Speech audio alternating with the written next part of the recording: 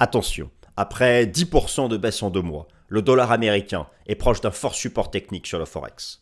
Bienvenue au Fast and Forex de ce mercredi 7 décembre 2022.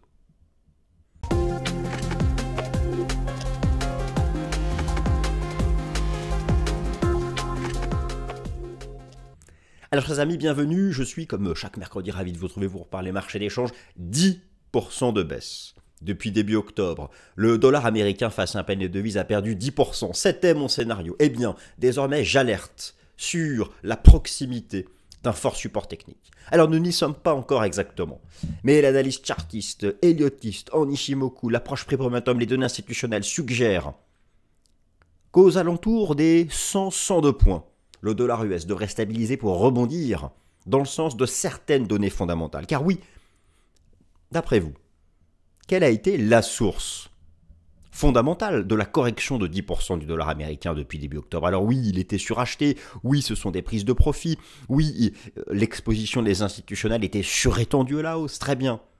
Mais c'est surtout parce que début octobre, les taux d'intérêt du marché ont commencé à se replier après avoir trop approché des anticipations de taux terminal de la Fed. Tout est là. Alors, quelles sont les anticipations de taux terminal de la Fed? Et désormais, la baisse des taux d'intérêt, l'écart est-il suffisant pour permettre un rebond? En gros, alors qu'approche un support technique sur le dollar américain face à un panier de devises, vous allez voir le DXY, eh bien, y a-t-il une justification fondamentale à rebondir sur ce support? Donc, nous allons parler de tout ça, les fondamentaux, l'analyse technique. On va faire de l'analyse technique détaillée, toutes les approches. Vous allez voir, toutes suggèrent qu'un support est en approche. Elliott, Nishimoku, le chartisme. Et puis, si le dollar rebondit sur ce support, quelle est la meilleure stratégie Forex? Je vous le dis tout de suite, ce n'est pas le short euro-dollar. Il y a mieux. Alors, c'est parti. Donc, mes amis, je vous rappelle que cette présentation est disponible au format podcast en suivant exactement le même titre. Donc, émission spéciale.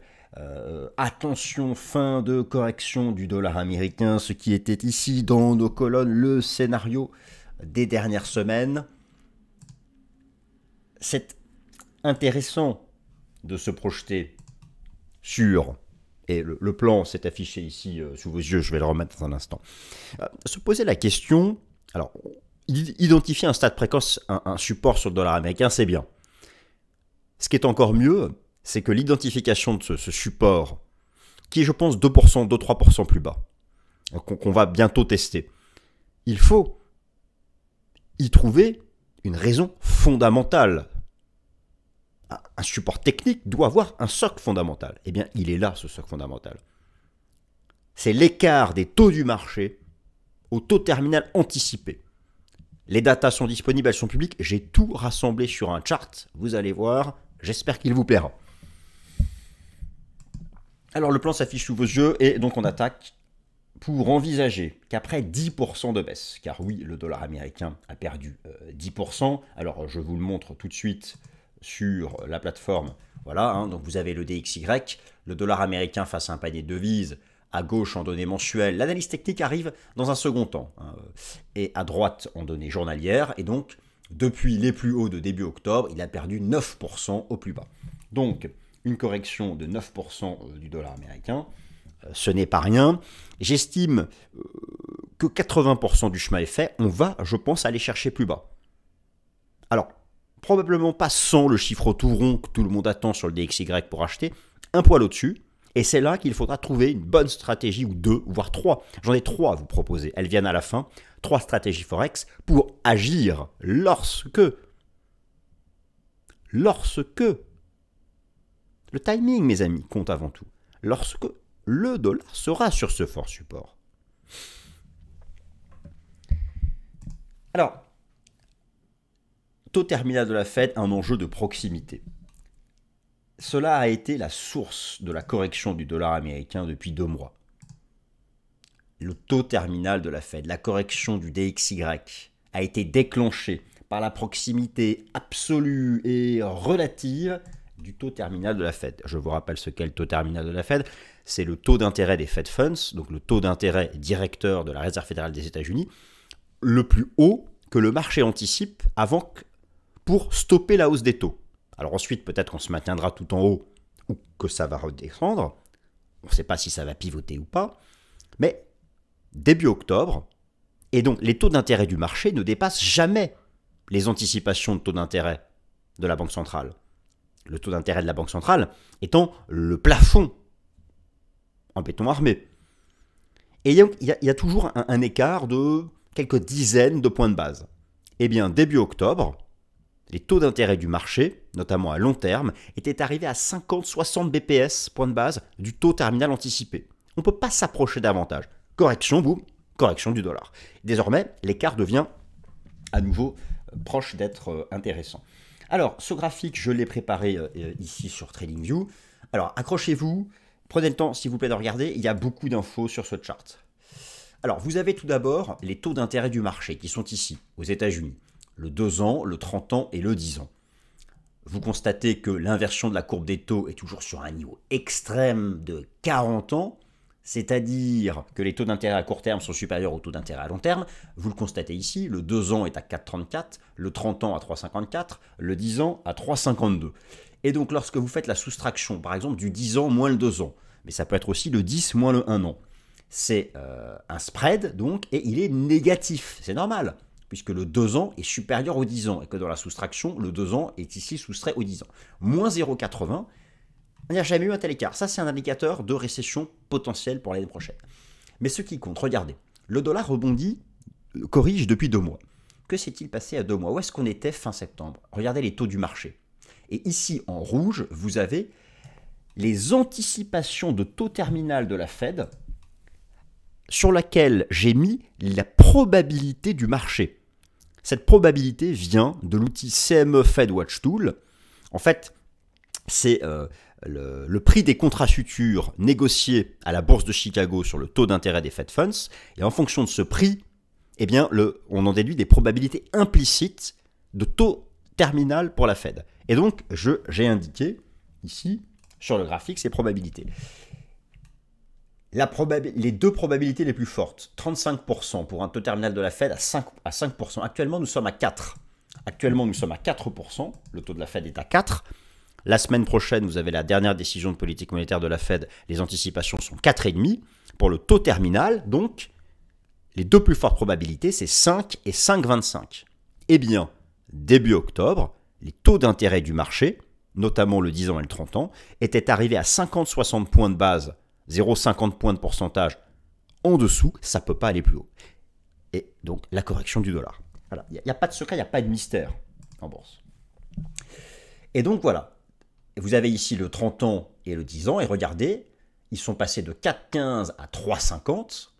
À 4,15, alors vous voyez qu'on était proche des taux terminaux possibles pour la Fed. Il y a quand même une probabilité de 1,5% que ce soit 6,50. Alors autant vous dire, si le taux terminal de la Fed monte à 6,50, lorsqu'il va y avoir un renouvellement des conditions de financement, les entreprises qui vont faire des prêts l'année prochaine à des taux comme ça, à faire mal. Mais bon, ça c'est un autre sujet, c'est la thématique de la récession, j'en parle dans le Top Gun.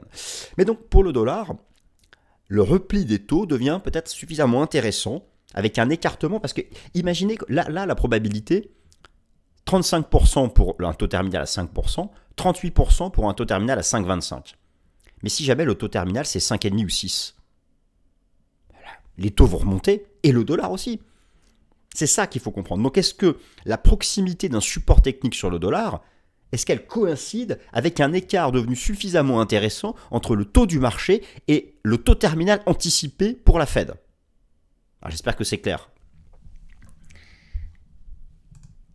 Donc voilà. Donc ça a été la base du rebond, de la correction du dollar américain. Alors il y a aussi bien sûr des considérations techniques, mais ça a été la base.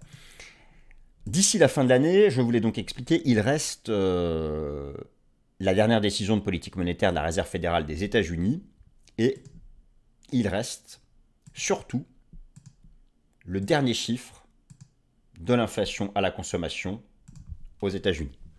La correction du dollar américain depuis 2 mois, elle est basée sur un scénario de désinflation. Alors, vous avez ici à l'écran les courbes d'inflation aux États-Unis.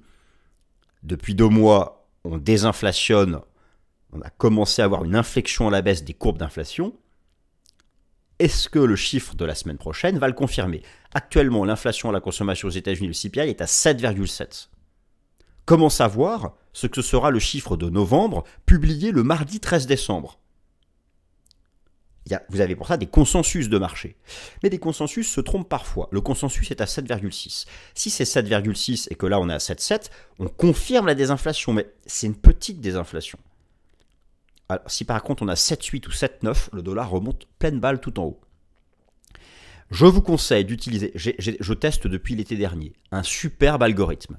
C'est l'algorithme proposé par la Réserve fédérale de Cleveland. Vous savez qu'aux États-Unis, ce qu'on appelle la Réserve fédérale des États-Unis, la Banque centrale américaine, est une fédération de 12 banques centrales régionales, dont la Réserve fédérale de Cleveland, qui propose un super algorithme qui, je trouve qu'il se trompe à peine depuis l'été dernier.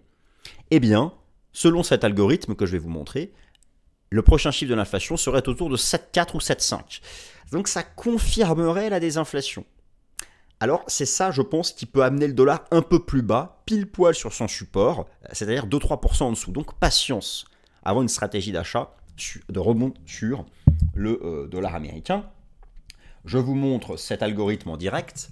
Je suis donc là sur le site de la Réserve fédérale de Cleveland et vous allez donc dans la section indicateurs data et la sous-section Inflation Nowcasting. Inflation Nowcasting, c'est donc un algorithme proposé par la Réserve fédérale de Cleveland. Et donc, pour l'inflation de novembre, qui sera publiée le mardi 13 décembre, ils envisagent 7,49. Et pour l'inflation de décembre, qui sera publiée en janvier, 7,27. Et actuellement, nous sommes à 7,7. Donc, si l'on en croit la Réserve fédérale de Cleveland, il y aurait encore une désinflation et ça peut amener le dollar américain, ça tombe bien. Le dollar américain, il a perdu certes 9,5% depuis 2 mois. Le support, un fort support est en approche, mais il n'est pas encore là. Maintenant, on fait l'analyse technique, 3 parties. Chartisme, vague d'Elliott, Ishimoku. Alors, tout d'abord, en chartisme. Un fort support sur le dollar américain est en approche en chartisme. Voici le fort support dont je parle. Tout le monde attend les 100 points. C'est un chiffre trop évident, je pense qu'on n'ira pas. C'est cette zone chartiste, alors que vous avez ici, avec un graphique qui représente les bougies japonaises en données hebdomadaires. On va faire en direct la comparaison avec la situation de marché. Et vous allez voir, je pense que nous sommes très proches de la situation de 2016. Donc, je viens ensuite à Elliott. Là, vous avez la correction, d'ailleurs, depuis cette énorme résistance chartiste. J'ai un graphique quand même en données mensuelles, c'est pas rien. On est dans un schéma similaire à ce qui s'est passé ici en 2016, avec un premier repli. On sort par le bas de la zone de surachat du RSI. Il n'y a pas eu de divergence en amont. Et je pense qu'on va aller chercher 50 avant un vrai rebond. Donc, vous voyez un peu à cette image-là. Donc, là, on a fait une première jambe de rebond. Le gros support chartiste, l'énorme support chartiste sur le dollar américain, c'est la zone des 101, 102, 103. Donc je ne pense pas qu'on ira jusqu'à 100, mais je vise ici un repli dans cette zone pour le dollar américain et ensuite un redémarrage à la hausse. Voilà donc pourquoi je commence à alerter dans cette émission sur la proximité d'un support sur le dollar américain. Voilà tout simplement donc pour la partie chartiste. Alors ce qui est intéressant, c'est que ce support est confirmé donc par l'approche en vague d'Elliott. Nous sommes dans un schéma hyper classique d'une correction donc en 3 temps. Alors je vous renvoie vers mes dernières vidéos où je vous avais expliqué que le dollar américain avait terminé une grande vague 5. Donc ça, je vous renvoie vers le Fast and Forex il y a 3 semaines. Depuis, nous sommes dans un schéma classique de ce que j'estime être une correction en zigzag, en 3 temps, les traits A, B, C. Et je pense que la vague A est bientôt terminée. Le rebond sur le support que j'attends sur 102, 103 sera la B. Bon. Alors, peut-être quels sont les objectifs possibles. Alors, je vous renvoie, si ce sujet de vague vous intéresse, j'ai fait une vidéo d'introduction qui se trouve sur la chaîne dans la section analyse technique. Nous sommes exactement en train donc de réaliser... Alors attendez, je reviens en arrière. Nous sommes exactement en train de réaliser ce cas de marché-là, après avoir fait les 5 premières vagues. Je passe sur la plateforme et je vais vous remontrer ça donc ici avec le graphique en données mensuelles sur le DXY. Les 5 temps de hausse ont été faits de manière classique, des objectifs théoriques, très bien. Je pense maintenant que nous allons avoir ce type de schéma et que la vague A est proche de se terminer. La vague B, une fois que le support à 102-103 points aurait été testé, la vague B devrait retracer entre 50 et 61,8% de la A. Donc d'ailleurs, on peut déjà essayer de se projeter. Si le marché rebondit sur cette zone et qu'ensuite on vient... Alors attendez, je vais le faire dans le bon sens. Si le marché rebondit dans cette zone et qu'on vient retracer ensuite l'ensemble du mouvement, mon idée c'est donc un rebond sur 102-103 et ensuite un rebond en direction des 108 avant d'aller chercher plus bas. Donc voilà pour la partie Eliotis que j'envisage, et je trouve que c'est une correction classique en zigzag. Alors maintenant, vous savez, l'analyse technique, c'est avant tout la combinaison des facteurs techniques. Certains systèmes, comme le système Ishimoku, ont la puissance suffisante pour se suffire à eux-mêmes. Donc, très bien. Et d'ailleurs, vous allez voir que le système Ishimoku indique à peu de choses près les mêmes niveaux. Mais c'est encore mieux lorsqu'on optimise un système qui se suffit certes à lui-même, si on l'optimise avec d'autres approches, comme simplement le chartisme. Alors, on va croiser maintenant les principales composantes du système Ishimoku avec les principaux niveaux de chartistes, voir si l'on retrouve les mêmes niveaux. Et je trouve que c'est là où c'est intéressant, c'est que justement on retrouve plus ou moins les mêmes niveaux. Je vous remonte ici donc le graphique en données hebdomadaires du dollar américain face à un panier de devises, avec le support des 102-103. Et bien regardez, c'est là aussi, d'ailleurs il y a eu une cassure de Tenkan classique. On rejoint Kijun, on casse Kijun, sous Kijun on est baissier, et on vise le nuage, et incroyable, il passe dans la zone des 102-103 points. Donc, mon scénario pour le dollar américain, mon scénario est donc un repli en direction de cette zone des 102-103, donc un fort support n'est pas encore présent, mais est en approche, et dans cette zone des 102-103 points, un rebond technique. Imaginons que j'ai raison. Alors si j'ai tort, tout ça tombe à l'eau. Imaginons que j'ai raison. Lorsque le dollar américain sera sur son fort support des 102-103 points, quelle stratégie adopter pour en profiter? Je vous en propose 3 de ces stratégies pour en profiter et de manière assez simple. Stratégie numéro 1, l'achat de l'USD-CHF. Stratégie numéro 2, l'achat de l'USD-CAD. J'écarte le short euro-dollar. Et bien sûr, la meilleure stratégie, c'est de s'exposer directement au DXY. Mais comment fait-on? Alors, j'écarte la stratégie de vente de l'euro-dollar. Pour ça, je vous renvoie à ma vidéo de la semaine dernière où je vous ai montré que les institutionnels étaient repassés net acheteurs. Et il y a une dynamique propre à l'euro. Je me méfie. Donc, qu'est-ce qu'on fait lorsque le DXY sera sur support? L'USD-CAD me semble une bonne stratégie. Pourquoi? Parce que le pétrole se replie depuis plusieurs mois, ce qui affaiblit la contrepartie, le CAD. Et donc, lorsque DXY sera sur support, USD-CAD sera un très bon véhicule de rebond, parce que l'USD, dans sa partie, la devise première, va rebondir, et le CAD étant sous pression avec le pétrole, un rebond de l'USD-CAD. USD-CHF, parce que c'est chartiste. Nous sommes revenus sur un gros support que je vais vous montrer. Et enfin, peut-on faire plus simple en s'exposant directement au dollar américain? Oui, il est possible de s'exposer directement au DXY, l'indice de devise dollar américain face à panier de devises, via un tracker, un ETF ou encore un CFD. Tout ça est tout à fait disponible. Alors, je vous montre le dollar CHF. Je vous montre le dollar CHF avec, voilà, cette zone support que le marché est en train de travailler, le point d'accélération haussière des 0,93, 0,9350, ça commence à diverger. Et donc, voilà, la zone des 0,93, 0,9350. Attention, c'est d'abord un DXY sur support. Donc là, je pense que USD-CHF va un peu travailler la zone, pas de précipitation. Et dès que DXY est dans l'intervalle 100-203, avec un dollar CHF qui tient toujours 0,93, je pense que là, on aura un bon cavalier. Voilà mes amis, c'était ce que j'avais envie de vous proposer cette semaine sur le dollar américain. Attention, un support est en approche et il pourrait être testé en tout début de semaine prochaine avec les chiffres de l'inflation aux États-Unis. J'espère que cette vidéo vous a plu. Si c'est le cas, n'hésitez pas à vous abonner, à liker, à partager. Et quant à moi, je vous souhaite une excellente fin de semaine. Merci.